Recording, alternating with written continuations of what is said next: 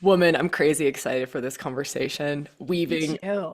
Brene Brown's vulnerability work with feminine embodiment practices, the divine feminine, goddess embodiment, all of this. I've been wanting to do this for 8 years. Okay, good. I'm so excited. And this is my first time. So I'm already, I told you the wheels are turning. I can't wait to dive in. I would love to hear just a little bit about your training in Brene Okay. Brown's vulnerability. I think that's a really great place to start. Yeah. So I'm a little smug about it almost because like I'm so obsessed with it. So I've actually been followed for people that don't know, let's start here. People who don't know who Dr. Brene Brown is, she is a social worker by trade. I'm sorry if you can hear my dog. She's making love to the quilt on my bed. Now She's you're doing the good. things that dogs do, like rubbing herself and making noises. She set out to do her PhD work in connection and found that this thing that takes us out of connection, that sort of unravels human connection, is shame. And so her work sort of took off from there. She did a TED talk in 2010 that sort of put her on the map in terms of this topic and her research, which is fantastic because it before then, like there of course had been research about it, but it had never gone like mainstream. And so I started following her. She did like a read along on her blog in 2009. I had two babies in a double stroller and I would go on runs because I was, like I had very too high expectations of myself of being in shape back then, which is perfectionism. And I would listen to her. I mean, this was like back when we had still had like iPods with the MP3s and we hadn't moved all the way over into apps and things like that with smartphones. But I loved that she was a woman in academia. She also talked about being sober, which I was at the time thinking about doing. I was still drinking then, but thinking about it. And also she's very relatable. Like she's Southern, she tells funny stories. And so when they rolled out, and by they, I mean her and her senior faculty, they rolled out training for therapists, certified coaches, social workers, and some clergy people, also maybe like some people in the military, I think were allowed to take the training. I jumped at it. I was in the second cohort in July of 2014. So it's been 10 years, which blows my mind. And to sort of put a bow on it and wrap it up, the training was intense. It was the most intense training I've ever done. The way I describe it is I feel like they flipped us upside down, grabbed us by the ankles, and kind of shook out all the loose change that was in there. And I mean that very intentionally with those words, like the loose change that was stuck. And then the last thing that we didn't know when we walked into it was that they were simultaneously training us to facilitate and taking us through the work, which was gnarly. It was shame work, you guys. Like I just got goosebumps thinking about it. Like we were spent. Like day Yeah. two, we had to share shame stories and then immediately like spin and self manage and hold space for people who were sharing theirs. And they did it on purpose. They did it to see if we were able to self manage because that's what it takes to facilitate the work. And so I'm honored to do this. It's I truly believe that the divine was like, you think that you're healed? You think you're good at what you do? Take this. So it was a blessing and to be able to honor my clients and help them heal and also for my own personal work. It was life-changing. So this is interesting because I originally came into the conversation feeling into more the vulnerability, raw feeling kind of space. And now you're going into like shadow territory, It's both. shame, shadow territory, right? Which is what we talked about Yeah, earlier around it being like the dark goddess territory. If we right. were going to From use my the shame. languaging around like feminine embodiment and Mhm. different archetypal energies to be working with, we're now talking about dark goddess territory. Well, you can't talk about that unless you talk about vulnerability. So go back, go into that. So let's go vulnerability piece, what you're Yeah. thinking there. That thread feels important for everybody. I feel like the work that I do and the work that you do both embody its own flavor of vulnerability. It is, well, like let's start from the beginning. It is vulnerable to live. Like To have a life, to breathe is vulnerable. It gets more vulnerable when you are in relationship with people, when you are going after the goals and dreams that you want to do. And then when you get into your own personal development work and you see the thing over there where you need to work on, whether it's shadow work, whether it's divine feminine, whether it's your own childhood trauma, it doesn't matter. That is some of the most vulnerable stuff that you'll ever do. Just admitting that you need to work on it in a culture that, we've come a long way. Like, thank you, millennials, for like making therapy okay. But we still have some work to do. Talking about it, telling people about it, looking at your own stuff. Scariest world to walk into. It's incredibly vulnerable. Yep. Yep.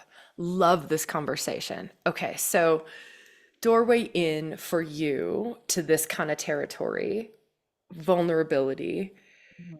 work into shame work, which was an incredibly deep dive because it was Yeah. not just journeying into it to explore it, it was journeying into it in a way so that you could facilitate it. It was both. And to be honest with you, there is armor in learning how to facilitate. I think a lot of us go into helping professionals who have the most work to do. And we do so in an effort to find ourselves, but that I think for many of us is secondary. Like, we really want to feel like we are helping ourselves by helping other people instead. Totally. And I'm guilty of that. And we wear it as an armor. And I also think, sort of switching gears a little bit, but I think it sort of touches on your question. As a woman, and I think you're similar in this way, but I don't know if you have the same experience, who was born having a natural ability to lean into my masculine, that is also armor.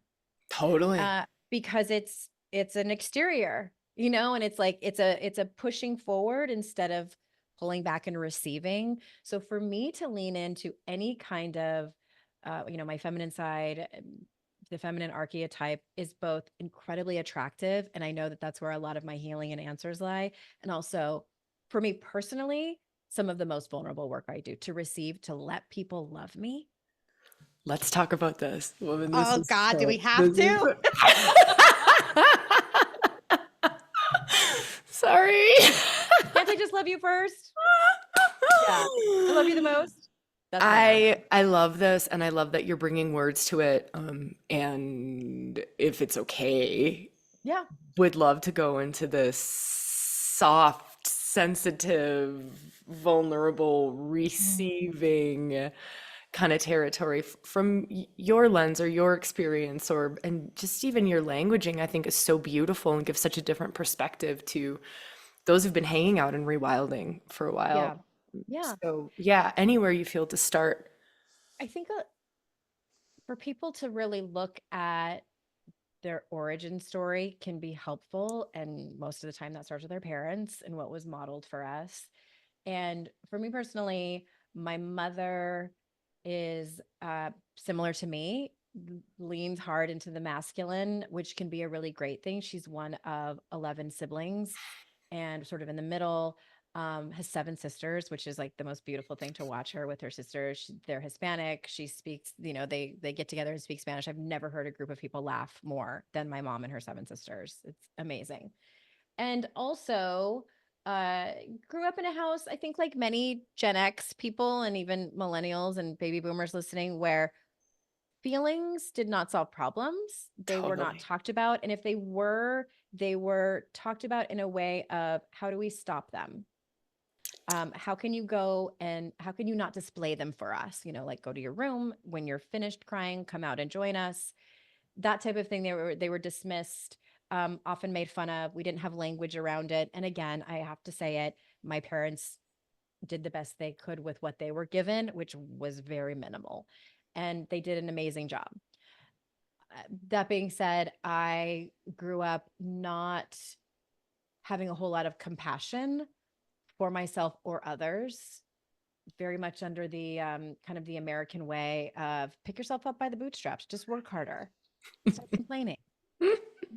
There's a solution. You can figure it out. And which, I am incredibly resourceful. Like, if you want something figured out, I will help you figure it out. My follow through isn't the best. Like, let's get other people to like help with the implementation. But like, I am good at figuring things out and just being really resourceful. So I think all of that to say, I, like most people, vulnerability was something that we beat back with a stick. Yeah. Yeah. Love this as an entry point and so simple. And just to um, kind of pop in and share a little bit, my mom's from a family of 15, Oh my gosh. right? So similar. And Uh-huh. farmers, like Okay. German origins, like I always say, it's the German workhorse. Yeah. And just, it was the doing, the action oriented, the logical. That's what was going to get you ahead. That's what was going to help you survive. Yeah. Uh, And look good to other people. yeah, yeah. It's that judgment. It's that judgment of emotion, I think, is a big part of it. Yeah. It's the perception of how productive we are. And I think as women, our value is put so much in a handful of things. How much we nurture other people, like how comfortable we make other people feel, how much we support them, how selfless we are, how productive we are, and mostly around, like taking care of things and people, and also our body and appearance, how good we look while we do it. And, I'm no exception to those things. And so whenever we step out of that box, that's where vulnerability bites us in the ass. So here's a question for you. Yeah. I'm going to try to get these words right, but it's like shifting that kind of paradigm or that way of thinking around this is what's valuable, Mhm. the masculine, and this is what's not valuable, this more vulnerable Feminine. emotions and all of those Mhm. things. What have you on your journey started to see as being vulnerable on the feminine? Like what's vulnerable? How is, or what's valuable? How is it valuable? How does it serve? What does it do? That has changed for you that you maybe didn't see in your younger years? Mhm. I think the courage to, and this is an interesting question because I'll answer it in an anecdote. In So I've always been a writer. Even as a child, I would write funny short stories as a kid, and then that moved into angsty, heartbreaking poetry as a teenager. And then I stopped writing in my 20s because I got lost in a relationship, and also it just didn't feel like it was that valuable. Like, why? I kind of felt like my hobbies didn't matter again because I was lost in a relationship. And then when that relationship ended, I was 31-ish and then started writing again. And I felt like I had a lot of making up to do. And I also was at a point where, I had this really difficult breakup and wasn't totally dealing with the grief of that, and also was in my eating disorder symptoms, and it was in therapy. So I was like I wasn't healing from it yet, but I was starting to see the symptoms and how they were breaking me down. The um the codependence, the eating disorder, the toxic bad relationships that I was tolerating and putting up with, ignoring my intuition, all these things were like percolating. And so I started to write about them. So this was back in 07, 08, in the glory days of blogging. And I was just vomiting out everything, and just it was that, have you ever been at that place where you feel like you have a story to tell your own, and if you don't tell it, you might die? Like, it's not the healthiest place to be, but I'm just saying, like, it's an experience that a lot of people have. And I kind of felt like, okay, well, this is sort of an anon, like, who's going to read it, and a lot of people started reading it. And this was like the birthplace of like Facebook and Twitter. And so it was like my high school friends. And I started to get messages from women who were like, oh my God, like the way that you write from the heart. And I feel like you're putting into words what I have been feeling that I haven't been able to articulate. That is the answer to your question, is because I had people, including my mom, say, honey, there's some things that you should just keep to yourself. Oof. Like, she's trying to protect me from the judgment of other people. I had a mentor of mine, she was about 10 or 15 years older than me, say the same thing, and even say, like, I don't know if you should curse on your blog, like people might perceive you as unprofessional. So it was like I was getting that advice from people that I loved and admired, but kept feeling the voice of like, No, no, no, your story is important. Yeah. Your story can help other people. And my story was vulnerable. Like I wasn't just talking about like the day-to-days of having an infant. Like I was talking about starving myself in an effort to try to look a certain way so a man would love me. Like it just things that it was really the beginning of people starting to tell those stories online. And it hurt me more to keep that inside and locked up in my body and in my heart than it did to risk people judging me over it. So I chose the Absolutely. risk. Absolutely. And now what's the payoff? Just for someone who's maybe The sitting business. at that place of like, Yeah. I still can't see the value in this. Like, yeah, okay, great. Yeah. You just got splayed out online. People who loved you told you, like, hey, might not want to do this. Like, okay, what's the Yeah. payoff? Well, it's Is there not one? so like from a practical standpoint, that's not for everyone. And I say this all the time. Like, I don't think everyone needs to come on and start a podcast and talk about getting sober and like what it looked like for them and their rock bottom. It's not for everyone. But I can tell you that it's one of those things where, you know, how we hear advice on podcasts or read books on spirituality or get advice from people that we admire. And we're like, that sounds good. And we know it's the right thing to do, but we have to live it and we have to get our ass kicked up and down the street before we like, oh, yeah, it's true what that person said. Like that's the payoff. Because like I wish it was just easy as me telling you what to do, but like you have everybody has a different pain tolerance and whether it's in relationships or parenting or your life or whatever for my life and my connections and my relationships and my personal development, my pain tolerance, like I had to get to that place where I was like, I can't take it anymore. Like I need to try this thing. So the thing that I tried was being vulnerable. And again, that's just what mine looked like. Yep. People listening, like yours could be like just with your therapist, telling your deepest, darkest secrets to your therapist. Like one of the questions I ask on my intake, my coaching questionnaire is there anything that you want to tell me that you've been afraid to talk about up until now? Nice. I've had people say I'm questioning my sexuality when Totally. that's like not the main thing that they came to coaching for, and then that might not be the thing that we work on, but like, it's just giving people the opportunity to say it out loud. It might just be your therapist. It might just be your best friend. It might just be your journal. Start small. Yeah. And then what happens when you start to go to those places? Yeah. The payoff. Okay. I think it's that because usually, and this is what brings us to shame, usually those things that I'm naming, like questioning your sexuality, questioning your drinking, talking about your eating disorder, um, talking about how you feel like you don't measure up. These are things that there is a direct line to shame. We don't want to be perceived a certain way. We are afraid of the judgment and criticism and being ostracized by others. This is a very real human experience. Shame, I like Brene Brown calls it a full contact emotion because we Mm. don't just, it's like a soul experiencing emotion. It's up there. I think emotions, and it depends on the person. Like there's kind of a spectrum of like how hard we feel certain ones. I think joy and rage are kind of like the most, like those are visceral ones. So is shame. Anything that has the power to change your behavior on a dime needs to be talked about and needs to be sort of understood what it looks like in your life. So I kind of got off track there, but the payoff is that because with these topics and being vulnerable around these topics, there's a direct correlation to shame. When you are looking at that, and what I teach is shame resilience, when you can learn that, there's so much freedom in that, Sabrina. Like there's so much freedom. It's relief. Yeah.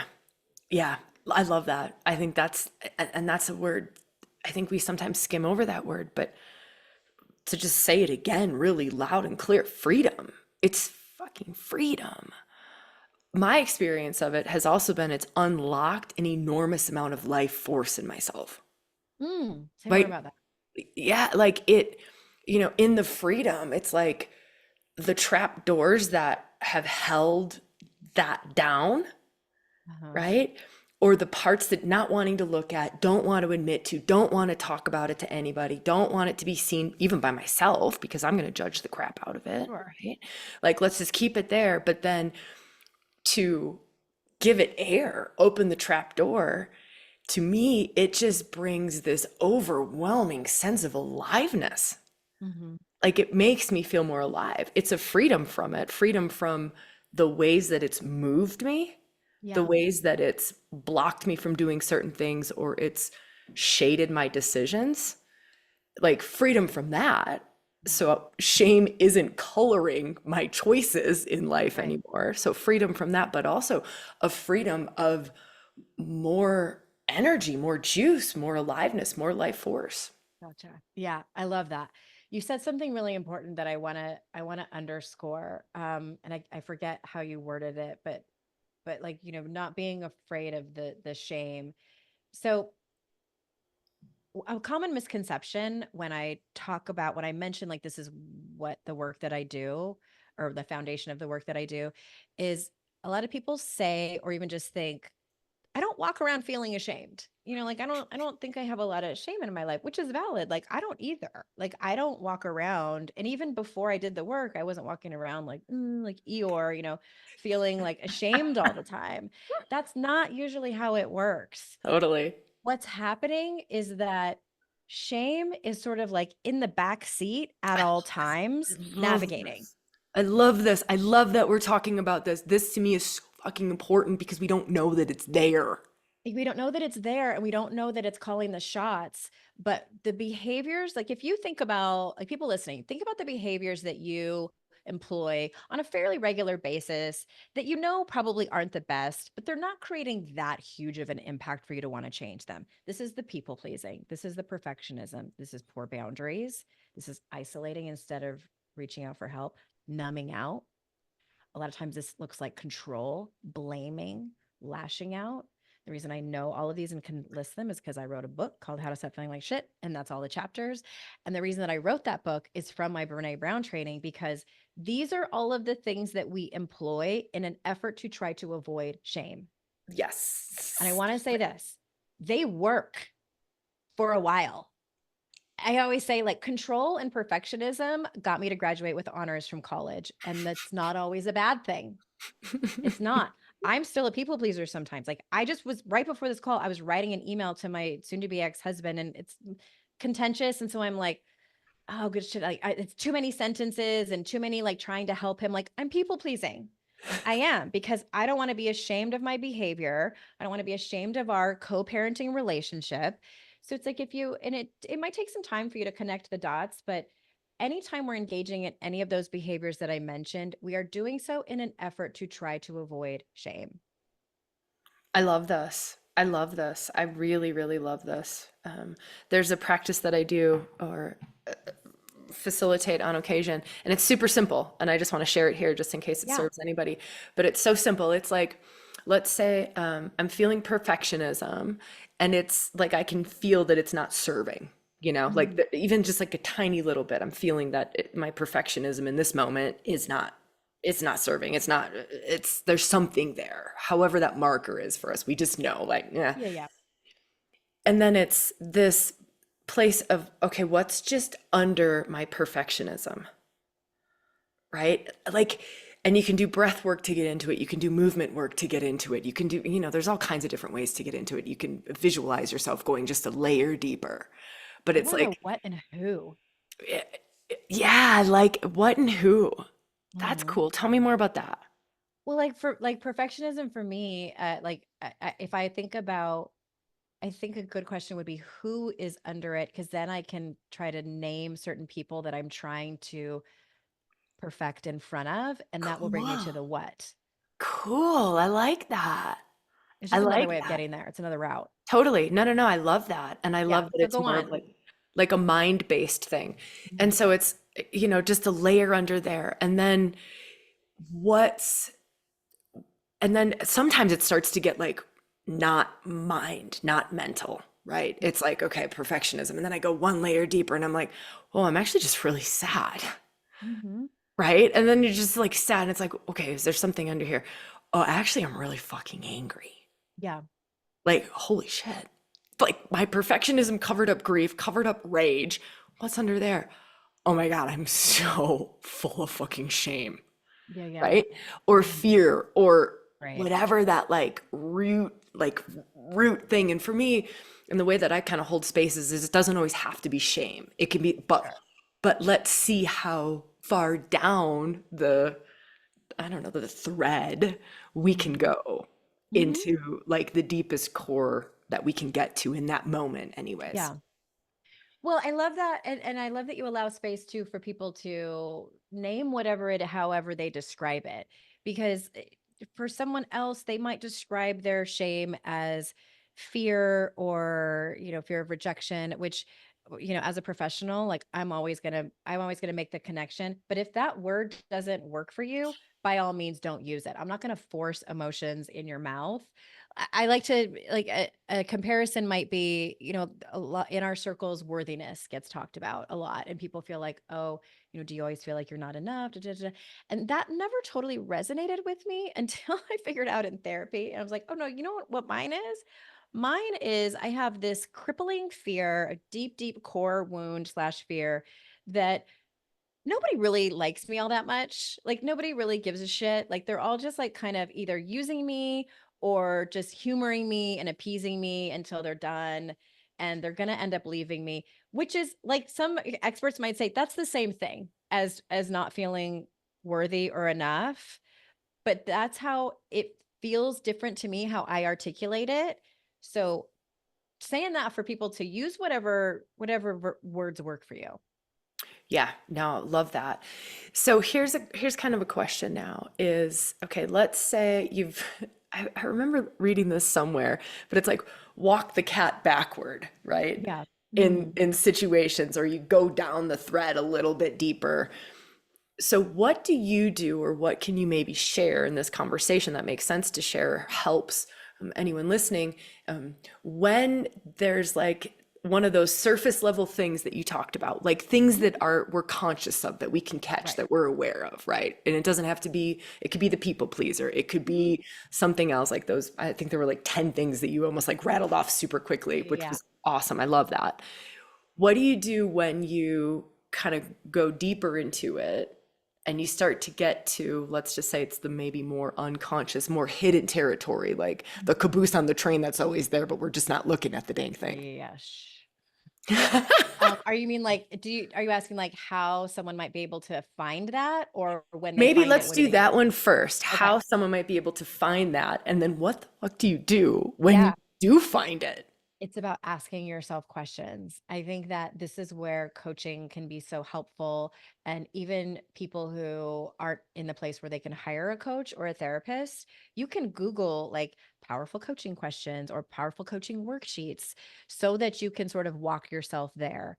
And you can start your questions with the word why, but I prefer to start the questions with what, because you don't necessarily need a whole lot of story, and asking a question that starts with why often gets us into story. Yeah. So I might ask something like, if someone's listening and they're a chronic people pleaser, I might ask something like, what are you afraid you might have to do, or what are you afraid might happen if you like lost your ability to people please? Like what might happen? That's a good one. I love that. And like I'm not asking you to take any action. I'm not asking you to set goals. Like let's just it's like shining a like let's you and me go into a cave with a flashlight and we're just gonna look around. We're just gonna see. Um and see what we find in there. And so say for instance you answer the question like I don't know, how would you or someone that you can think like is a chronic people pleaser might answer that question. Like what are you afraid might happen if you stopped people pleasing? Let me think. If I stopped people pleasing, I would stop being accepted by Okay. people. I would stop being loved, maybe Okay. ostracized. Right, Like right, right. could start to get into So that territory, like not fitting in, black sheep. yeah. Well, and then what? And then I'm alone, lonely. I'm lonely. I'm by myself. I'm alone, and I don't want that. And you just keep asking that question, and then what? And then what? And just kind of like you're pulling yourself deeper into the experience of the feelings and emotions. Love that. And then what? And And then then look what? at And what then what? look at the line that direct line to connection, which is about shame. Like people please, I'm excited. People who people please are afraid that they might have to have hard conversations.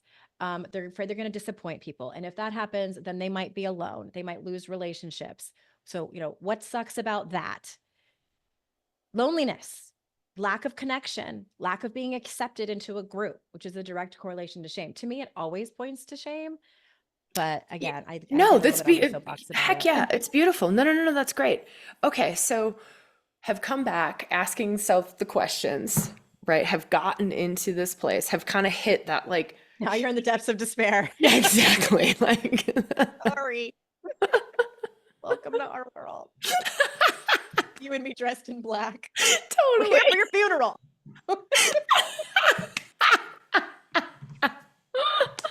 I love it. I think your shirt says queen too, It right? is. Which just takes me right to It's a Leanne Persephone, t-shirt. right? Like That's queen of actually the all I own. underworld. Yeah. So what do you do then Mhm. when you're in the shame place? Yeah. So my hope is that you are there with a professional, or a very kind and nurturing loved one, because it can be rough in there. And the antidote, if I could kind of give you a cheat code, which I don't know if people are going to be happy or not happy to hear this, is self-compassion. Yeah. Lots and lots. And even when you think you need, it's like lube.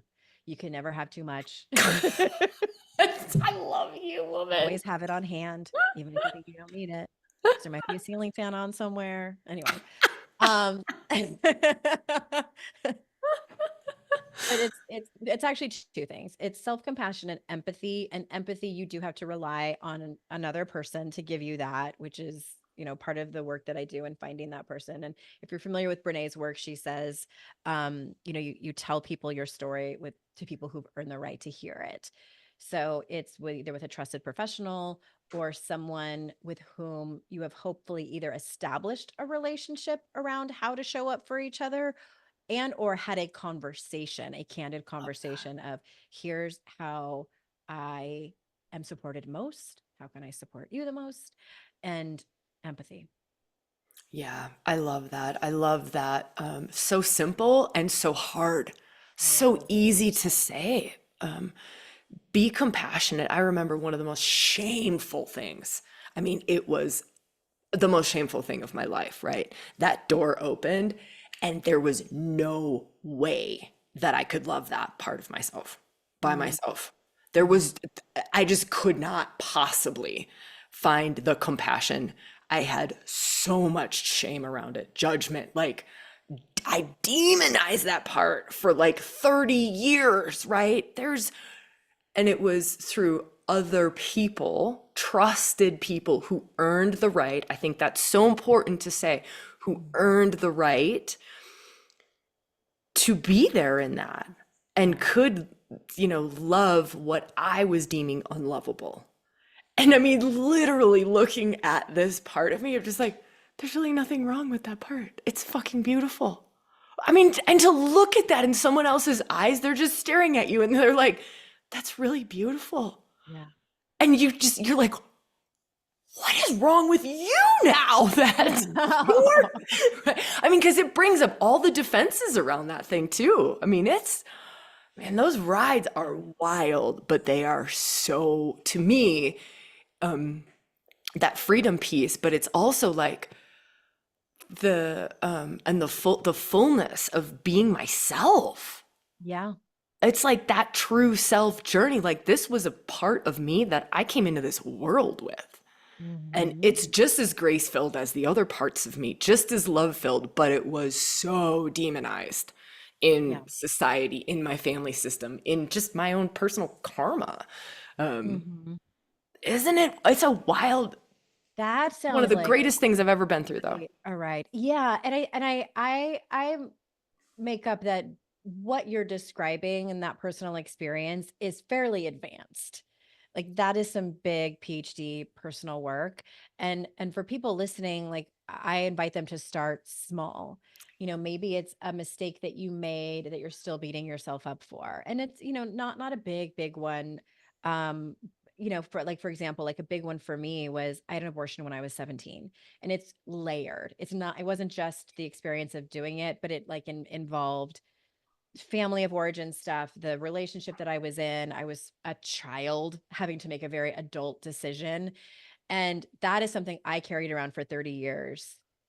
Even like as a feminist, even someone who was staunchly pro-choice, it was such a, even like talking about it now, and I've gone so far with it, like it's still like I feel a hit in my body and in my Mm. throat. Um, that's like one of my like top 3 to 5 shame stories to work on. So for people listening, like what is something a little smaller? I'll give you another personal example. The way that I dress was one of the things. Like I've Right. always wanted to dress a certain way, but in high school, like I worked at Wet Seal, like it was the early 90s. Like and I have like, I still liked the way that I dressed, but I wanted to dress a little bit more edgy, but I didn't want to be seen as quote unquote that girl. Mm. And it also felt very awkward for me. Like I'm like, I don't know who I am. And it took me until I was, like in my late 40s, and honestly watching like my daughter become a tween, and she was dressing how she wanted to dress. And I'm just like, am I learning something from my 12-year-old daughter? Like how she and I would also, when she came to me and she wanted these like Gene Simmons, they're called Demonias, like these boots that had like a 5-inch platform on them. And at the time her dad was like, absolutely not. And I'm like, I'm buying them for her. Like Awesome.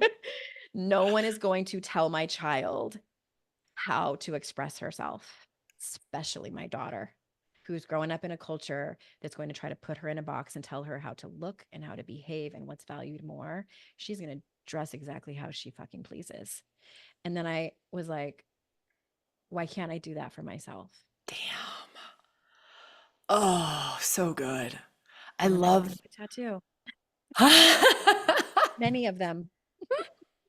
But yeah, that was love a smaller thing. I But love still that. And big. I love that we're having conversations and kind of holding a space really for the smaller things Mhm. and for the bigger things. Yeah. And I kind of work with it from I don't know, like I have such, I don't, just such belief in divine timing, I know, me and the too. timing Yeah. of like, it comes when it comes. Like we're ready Be ready. when we're ready. Yeah. I wasn't ready for that one. And it was around my sexuality. It was around like how much I crave to be deeply, incredibly submissive. And I Mhm. wasn't ready. Girl, There was same. no way that I could go near there until I was in my 30s. It just Yeah. was not happening. It That's was not happening. wild.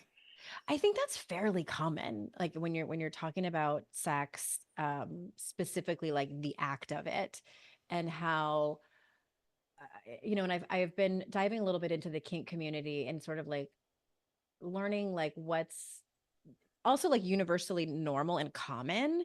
It fascinates me to no end. But yeah, it's another one of those like pieces of the pie for people, and I think especially for women. It looks different for men, and I know our audience is primarily women, but I think sex is a whole other frontier, talking about masculine and feminine. Like, And I think this is what I've found in myself and in lots of people that I've worked with is sex doesn't just point to our sexual preferences. Mhm. If we really give it the space and we dive into it and open up to the wisdom that's in there, it points to so much more about who we are, And what we are hungry for. right? Mhm. Like my relationship to sexuality is directly in relationship to my relationship to the divine. Okay. Can you It's say more like, about that? so the way that,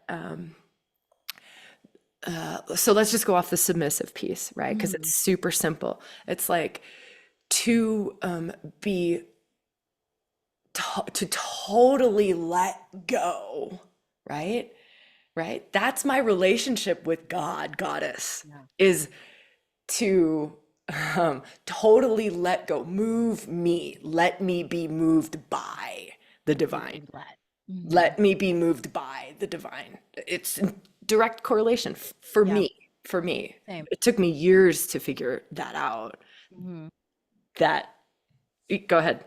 Can I I want to add hear what you have to something? say. Yeah, please. Because same, and one of the big sort of hot buttons for me for my entire life, and it wasn't only until the last probably 6 or 7 years did I intentionally start to work on it, is my relationship with trust, both trusting other people and trusting myself. And to be submissive during sex is an act of trusting another human being, not just with my body, and that's a big part of it, but also with my mind and my emotions. And for some reason, it is easier for me to trust someone in a sexual relationship first. And then I can kind of test the waters to see, like, how do you lead me? How do you take care of me? What kind of chemistry do we have to know that if I ever want to do this again with you? From there, then I can like consider and see what it looks like to trust someone with my whole heart, because that is something, the feminine, like I'm like, nope, because we all know what it feels like to have, the way I describe it, and this is going to sound so dramatic, but I mean, hello. I want the kind of love that I can hand my heart over to you and you are going to hold it in your teeth. And I know that you can completely destroy it at any moment, but I trust that you won't. Love that. I have yet to find that person. I've been close to it and then been disappointed. So, which I think you get to a certain age and you can either choose to use that information and that experience to pull back and say never again, or to move forward as motivation, like I've almost found it. I know it's there somewhere. I choose the latter, maybe because I'm a bit of a masochist. I don't think so. Like, and high risk. But it's unfathomable to me to think I'm definitely not an avoidant. Like I run towards the fire with a can of gasoline. So all that to say, it's been interesting to watch my experience. And now that I'm single, to be like, oh, that's interesting that I can trust someone with my body almost 100% before I will trust them with my heart. Yeah, I'm the same way. I can very much say it's exact same way for me. Mhm. It's like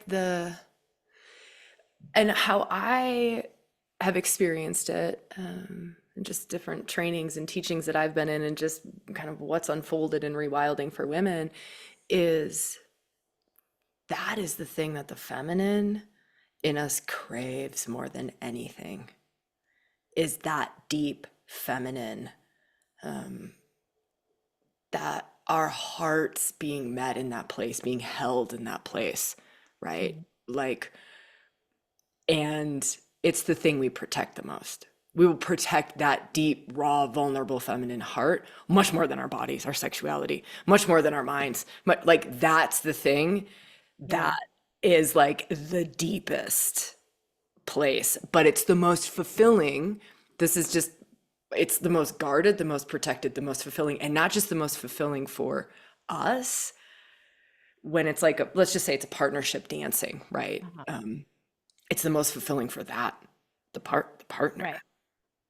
What does the protection look like in your experience? Yeah. How do you protect? What do you do? I'm genuinely curious. How do I not protect? Okay. Is it That's a shorter maybe list? more of the question, right? Like, I mean, there is a whole tool chest full of weapons and Mhm.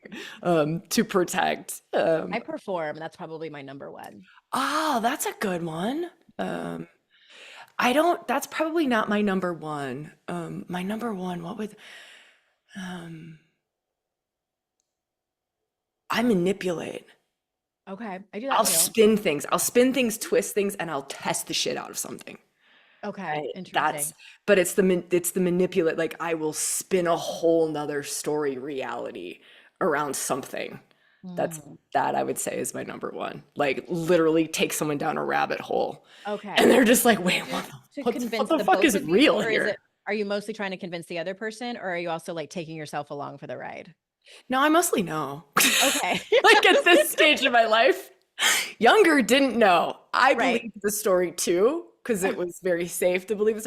Now I know what I'm doing. Now you watch Like yourself. like Yeah. my current partner, I know what I'm doing. He knows what I'm doing. We both know what I'm doing. That's I good. still Yeah. do it, but we say what I'm doing. Like, Okay. babe, I'm In real about to time. just try to spin us into something that is so not real. And he's like, I know.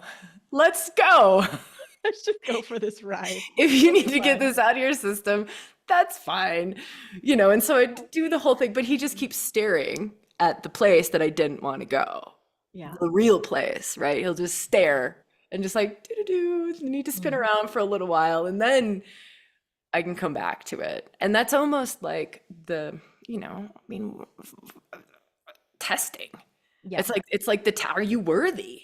Hmm. Are you worthy? Like it's a constant fucking test. Are you I know. worthy? Are you Stick worthy? Do you around. want this? Are you going to be a worthy opponent? It's even like an opponent. Yeah. Um, I remember hearing someone talking about like tantra as like flowery battle. That was Okay. like this, it's like love war battle. And it's almost like you talking about it from that dramatic place of like my heart is in your teeth and I know you're Yeah. not.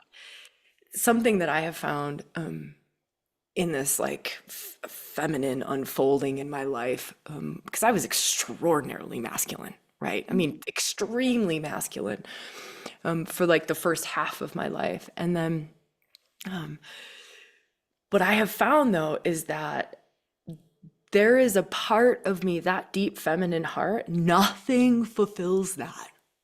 Nothing, nothing, nothing other than that feminine, raw, vulnerable, open heartedness.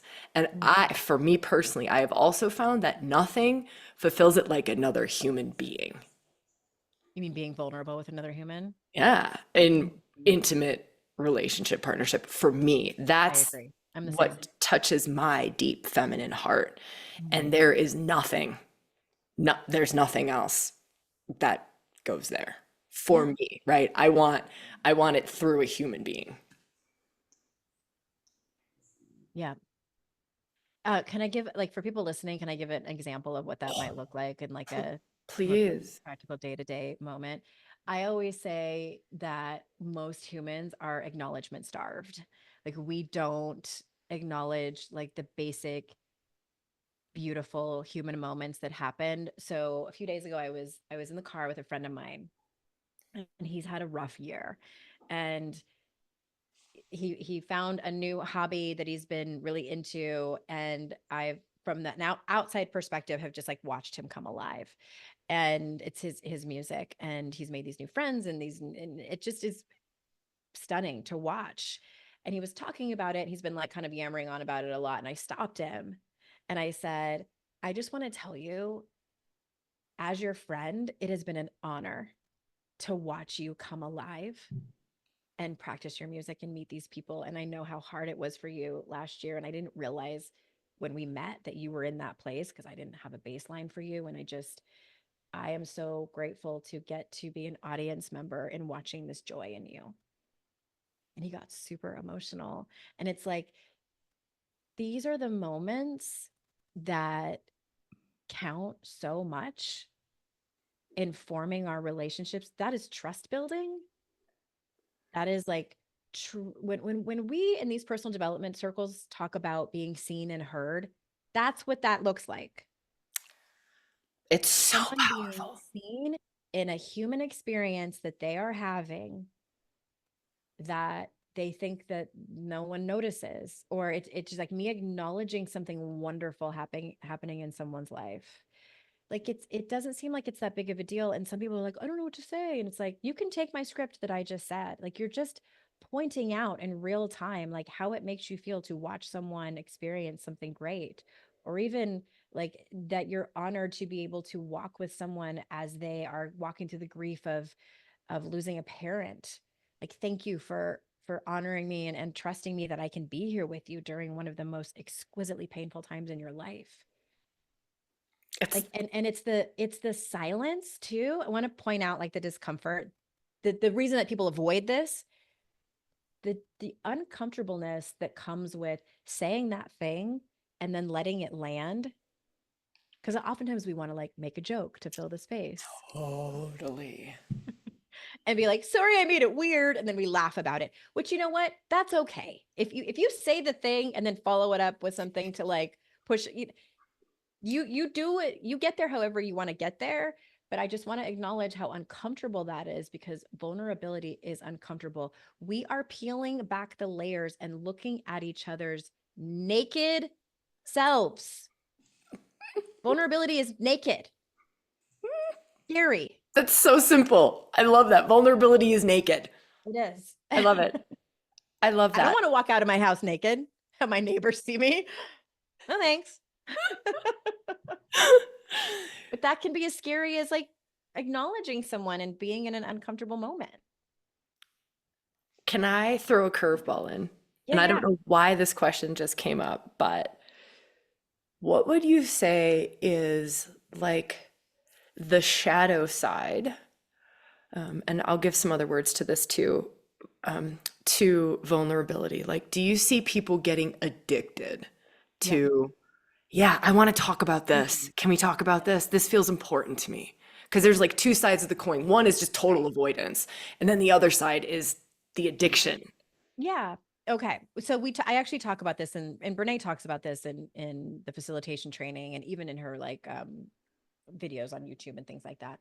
So a couple of things. One, because the top, just even the word kind of went mainstream and it had a moment, and it's still around, but it really had a moment a few years ago, is that people think, and it is still vulnerable to like go on Facebook and do like a long post about a hard time that you are having. And it's like that's similar to me blogging, and it's like it is absolutely a flavor of vulnerability to do that. However, people started then using it as a strategy for marketing and things like that, which, like, I mean, I've done it too. Like it works. But that's not the vulnerability that we're talking about. And also, and I'll get to showing you the difference in a second. But also, there's some people that use vulnerability as a manipulation tactic to get people close to them so that they can manipulate them or use them or abuse them. And in other words, like, people have used vulnerability as a weapon, Nice. I love that we're talking about this. I love it. and that sucks. I love it. I fucking love that we're talking about this because I see it a Is it lot. because it And can it's make you so feel still really, hidden and nobody yeah. wants to call it out. I've seen it, hearing people's stories about their relationships, and also there's the aspect of someone using something. So, like, say you and I are friends, and you share something super vulnerable with me about how, like, that thing that you did about you told about how sometimes you use manipulation sometimes in your relationships. I could turn around and use that against you in an argument, shame you for it, and say, like, well, are you manipulating me right now? You told me that's what you do. This is what you're doing, right? I can't even trust you, Sabrina. Like, that is where, do you remember the Dave Chappelle show where he had a segment called like when such and such goes bad? Like, I didn't see that's that. that's what this is. Like, when personal growth goes bad, Yes, totally. when vulnerability goes bad, there's, yeah, that's to me the shadow side. But to kind of look like, I don't want to, I want to tie the loose up end up about like what the kind of vulnerability that you and I are talking about. I'm talking about like one-on-one in your interpersonal relationships, not on the internet, in your interpersonal relationships, sharing something difficult with someone when you are afraid to do so, someone you trust, and maybe you're still building that trust. Like, that's the kind of vulnerability you and I are talking about. Yeah, I love that you're discerning between Mhm. the two and giving Yeah. words between the two. And here's another question. I know like so much of this helps to have a guide in this territory, a coach, a therapist in this territory. But for someone who's kind of like just trying to hold themselves to the fire, hold themselves on that, like not going into avoiding, but Mhm. not going into some of the shadow lands of it, like Yeah. addiction or misuse of it. Like, Mhm. do you have anything that you can say around, like, I don't know, walking the straight and narrow as best Yeah. we can? We're human. We're going to fall on both sides all the time. It's not always linear. Yeah. But how do we keep ourselves like on that the best that we can for ourselves? Yeah. I always like to have some kind of like marker or milepost or almost like a litmus test Love that. to be able to notice when you're either avoiding something or you've gone too far into a coping mechanism that's not working for you. Because it's really easy to get caught up in the trap of we like to measure, I guess is what I'm trying to say. Like, and that's okay. Like, it's fine. I get it. So, where I would tell people to start is like, let's start with the thing, like just asking for help. Like, when things get rough, do you ask for help? Do you reach out and tell people your story who, again, earn the right to hear it? Or when you tell a story, when someone asks, like, hey, I heard your mom passed away. How are you doing? Do you keep it on a surface level? Do you tell, like, there's that movie from the 80s. I don't know. It was like a cop movie or something. And they'd say, just the facts, ma'am. Like, do you just give the facts? Are you just like, here's the story. This is what happened. She got sick. We went to the hospital. It sucked. She Mm. died. We had the funeral. Like, are you just staying on the surface or do you talk about the grief? Like I tell the story of when my dad died and there was a moment where I got home after everything was done, across the country and it was, 11 o'clock in the morning and my kids were at school, nobody was home.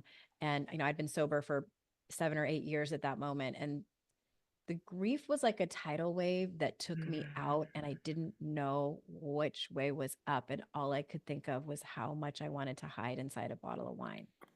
Like that type of answer to someone when they say how you doing. And again, I'm not telling that story to the lady that cuts my hair. Like I'm not like the kid's bus driver. Like no, no, no, no, no, no, no.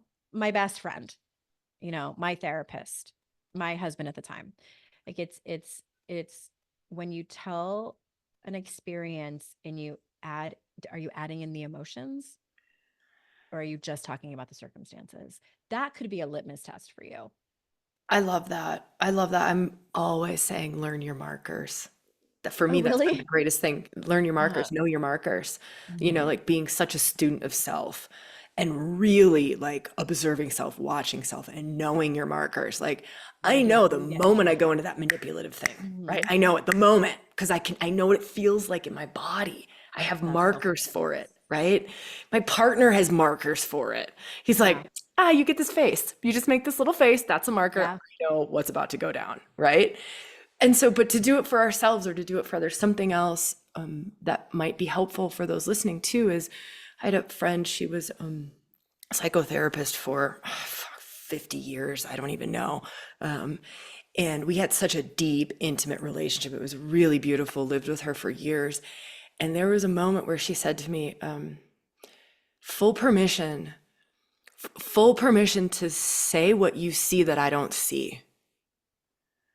Right. And I was like, damn, we're going there. That's having your heart in someone's teeth. All right, man, same thing. Like full permission, and with love, like with compassion and with Yes. love, because it was Grace. built Mhm. on this place of deep love and deep trust. And then to like have the conversation up front, I'm willing to be vulnerable with you. I'm willing for you to share things that you see that I'm not seeing. Wow. To one of the relationships that changed my life That's top most tier profoundly. relationship. But that, where it feels right, when it feels right, Mhm. with, Very important. the right people. Yeah, yeah, yeah. It takes a long time of trust building to get there.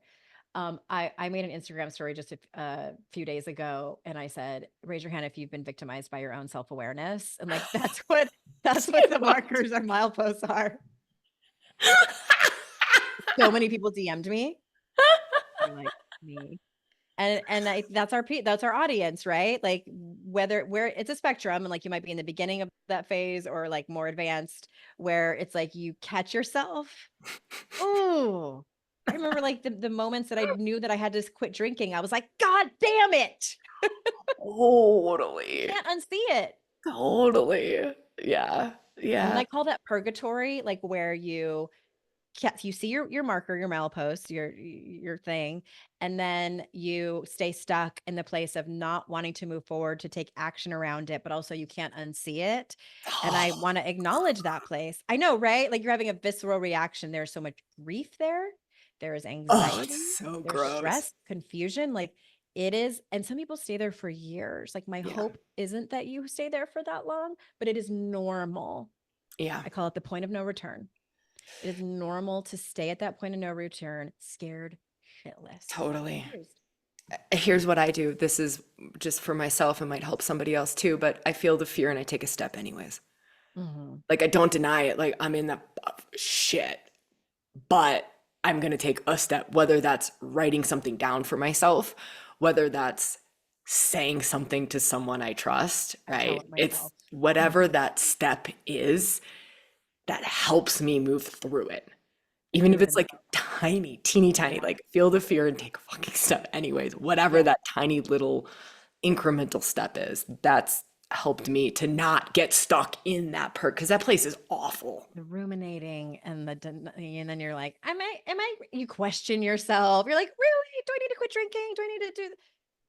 I leave voice memos for my friends. I just did this the other day because I had a thought just a few days ago of like, I probably should shut down all the dating apps and like really look at my stuff because I'm distracting myself through having conversations and dating new people and dating apps and the dopamine hit of all of that. And then the next morning I was like, no. Totally. I like the roster. So I left my friend a message, the same friend that I told him about his how much joy it was like, watching him go through his stuff. And I was like, I'm leaving this here right now because I know I'm gonna probably change my mind and I'm telling on myself, but and I told him, and he replied, all it said was LOL. Cause he knows like he's like, oh, we're about to go for a ride with this topic. Oh, I love it. And I love your words. I'm telling on myself. That's what I do. Right. That's what I That's call it. it. Mhm. That's it. I'm telling on myself. Totally. That's oftentimes Love that yeah. Yeah. And it's the greatest thing we can do is it. Mhm. in certain situations to move Yeah. forward. Yeah. So here's a question I have, and then we'll maybe wrap things up. But question around, I see this sometimes. We start to go on a journey of becoming more and more vulnerable, more and more honest, going deeper and deeper and deeper, right, into our human experience.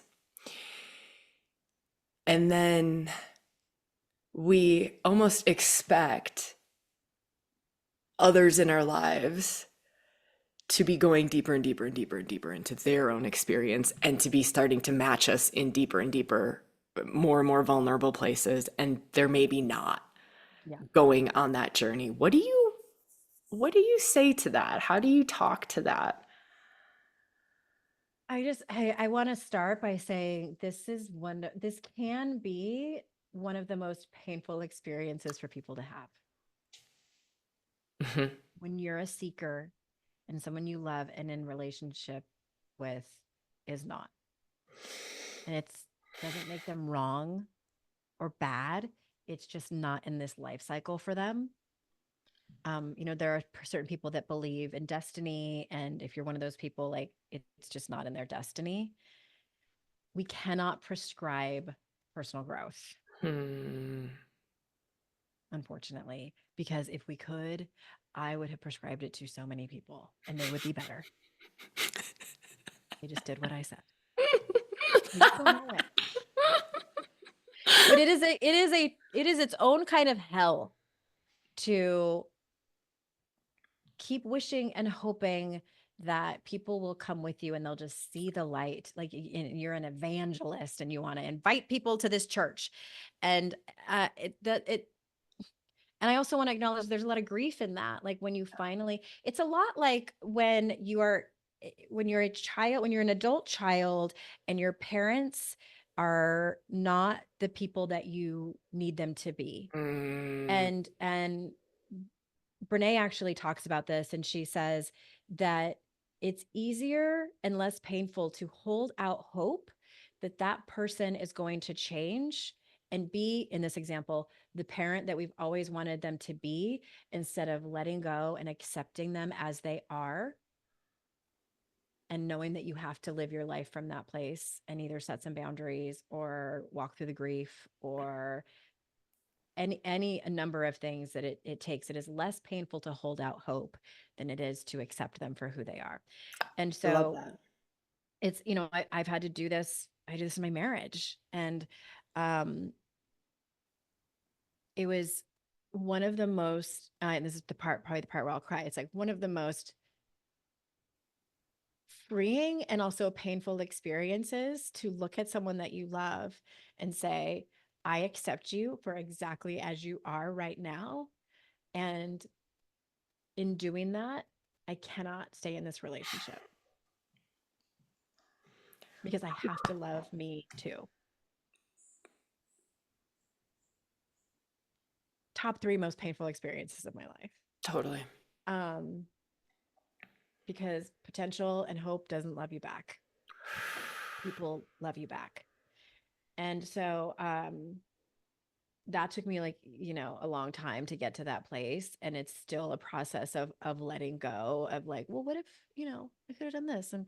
And also there's again, like, I want to just underscore the freedom in allowing that person to be themselves and not be like criticizing or suggesting or, what if you did this and what if we did this and wondering and all of those things. And so um I even forgot like what the question was.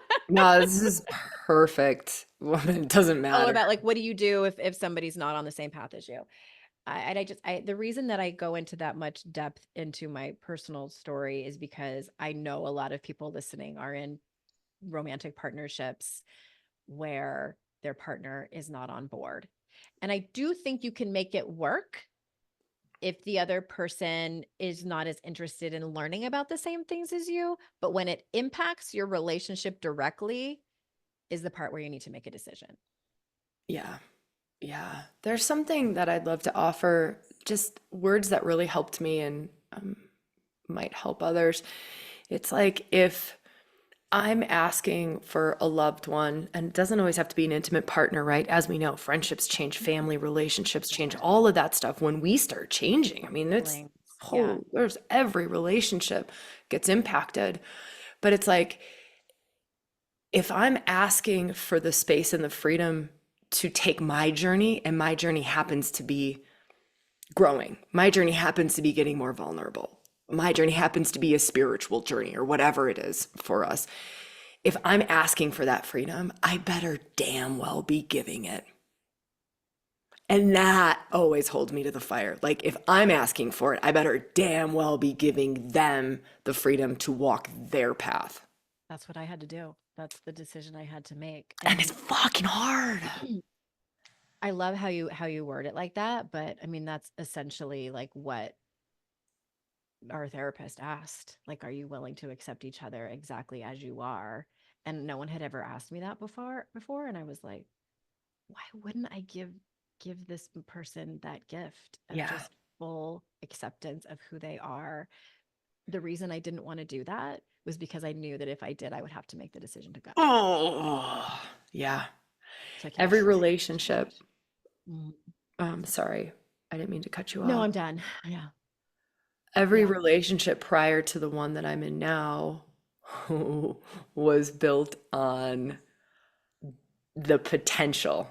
I Mhm. built my relationships on the potential I felt in that person to a degree, right? And this is the first relationship where I am going to see you as clear as I can, right? I mean, I'm still human and we all still have whatever we have, but as clear as I can, exactly what you're telling me and exactly who you're showing up as. And that's who I'm going to go into relationship with. Yeah. A whole person. right? And I'm going to accept you, and this doesn't have to be like starting out a relationship like this. It could be someone who's in, shifts and changes in relationship, but it's what you're talking about. That just like, I'm going to actually see you for who you are, not who I want you to be, Yeah. who I think you could be, who you could heal or grow into. I Oh, mean, this is one of the like, what do you call it? Like endemics. Like it's just one of those things that's so rampant in relationship. You're not even dating that person. You're not in relation. You're not even married to that person. You're married to who you think they're going to grow into or a potential you see in them that may or may not ever be realized. right. And it's that acceptance of, I accept you and I'm making a choice Yeah. to be in this full acceptance. And I also believe that that inspires that to come back at us, Hopefully, yeah. right? Like, not always, but Yeah. at least it's inspiring more of those energetics. Mm-hmm. Mm-hmm. I love how you put it and reflected it back on yourself. And I have never thought about it that way, at least consciously. But another point to that that might help people listening is one of my kind of thorns in my side, and the thing that even as a child who grew up hearing, um, and especially because I look just like my mother and people commenting about how beautiful my mother was and like, oh, you're so pretty. And like, it was something I never earned. And also, like, I hated being seen one dimensionally. Mm. And I'm like, I am so much more than what you see here. And I want you to see all of me. I want you to see, I couldn't articulate this back then, but like, I wanted people to, there's that Edgar Allan Poe quote where he says, like, tell me the most, something like, tell me the most horrible thing you've ever done so I can love you for it. Like, I want a kind of relationship, friendship, or romantic relationship where you see the darkest parts of me and I can show up as sometimes my quote unquote ugliest self and you'll love me anyway. So to be seen one dimensionally, to be objectified, which we all do that, like it's another conversation, but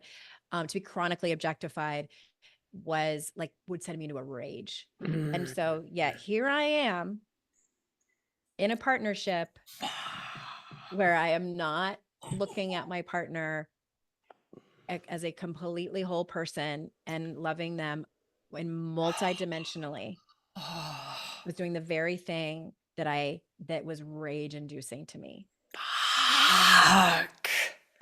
Oh, woman, I'm That's so glad we're talking this. that's the worst. Thank you for going there. Just thank you for going there. Mhm. It's funny Yeah. how we find ourselves in these relationships, right? Like the universe is like Totally. with their clipboard talking to each other. They're like, she finally got it. We set up all Only smug. took decades of like repeating the exact same experience in multiple relationships, but she's got it now. Here I am. Yeah. The worst. Mhm. Oh, wow. Woman, what an awesome conversation. I could talk to you for like 10 hours. I I feel like, and we would know. just We start could to go get on to the the good. road. I know. I feel like we just started to get into the goods. I suppose, is there any questions that you want to, or any last kind of topic or theme or anything you want to dive into?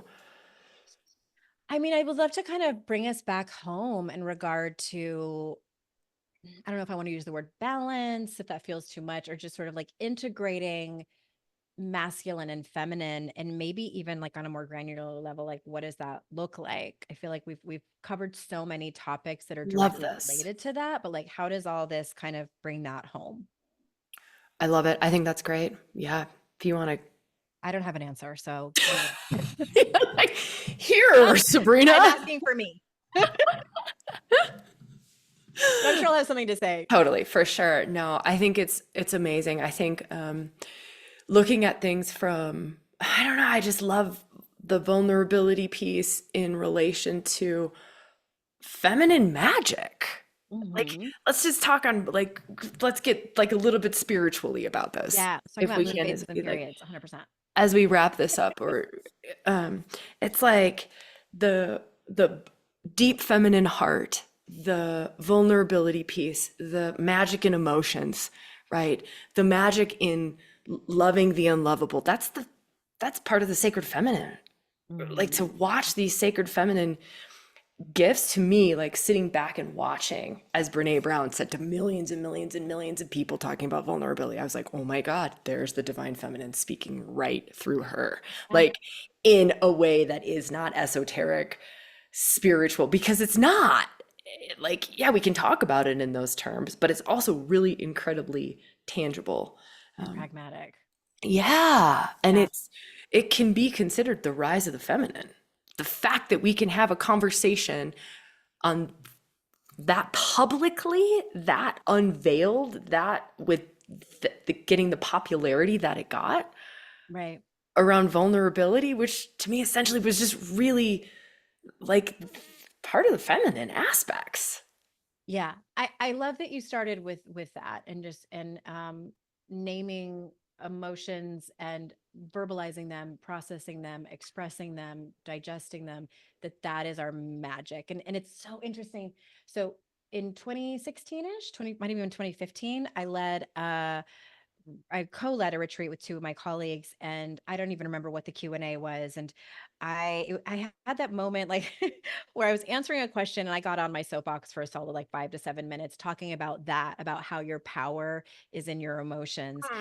And it was like when I got to the end, like I'm looking around the room, and it was only a room of maybe like 30 or 40 women. Like everyone was just like riveted and just like, so apparently something divine came through me and I spoke whatever the majority of the people there needed to hear.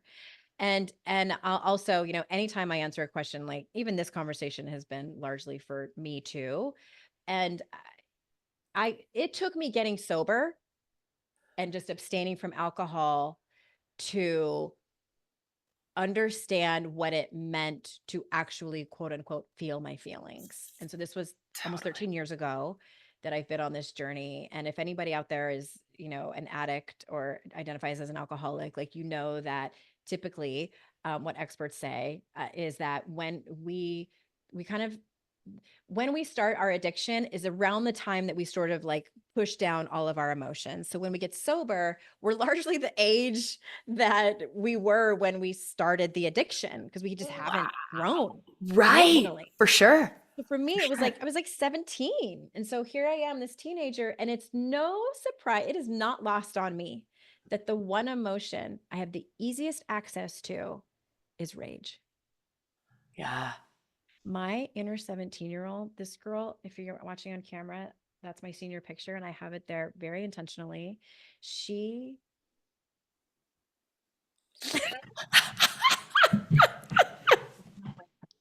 but I say that because for a long time, I was a little bit, maybe I was ashamed around it, because, people don't like angry women.